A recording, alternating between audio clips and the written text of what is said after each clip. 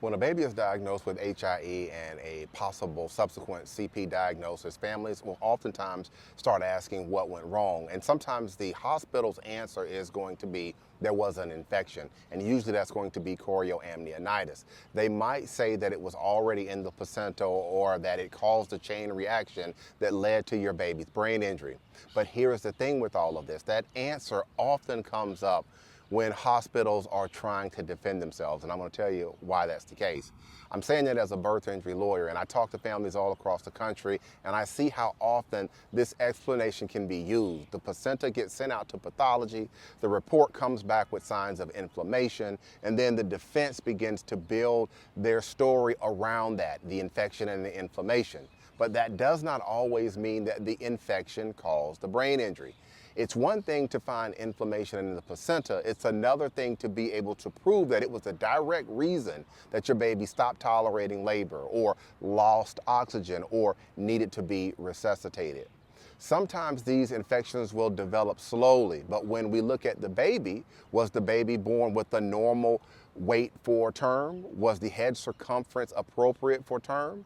If the baby was growing just fine, that usually tells us that the infection wasn't long or severe enough to disrupt the development of the baby. So when a baby is otherwise healthy and has developed appropriately and things fall apart during labor, we have to start looking at the labor itself.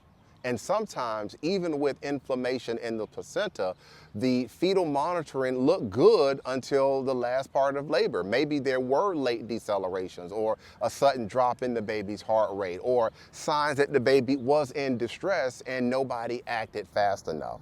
What plaintiffs' lawyers do when the facts support it is we dig deeper. We look at whether the infection was the type that comes from the vaginal canal. In other words, an ascending infection, or was it something else? Was it mild and limited to the outer layers of the placenta, or was there true evidence of damage already happening to the baby before labor began? These are important questions. We also get our own pathologists to look at the slides and not just the hospital's report, because sometimes that report is being used in a way to explain away their negligence.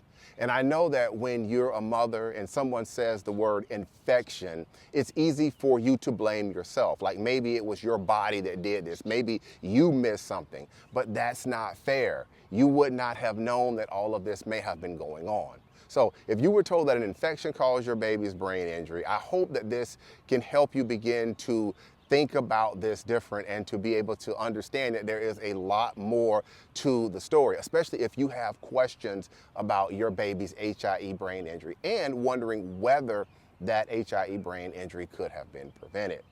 Again, I'm Marcus Boston, and if you have any other questions about your baby's HIE brain injury or subsequent CP diagnosis, if you have these types of questions from a medical legal standpoint, don't hesitate to reach out and contact me. If you're watching this video right now on certain apps, you can send me a DM and we could chat a little bit about what you got going on. You can also check my profile, my contact information is there, or you can just wait and watch the picture that is going to follow the end of this video.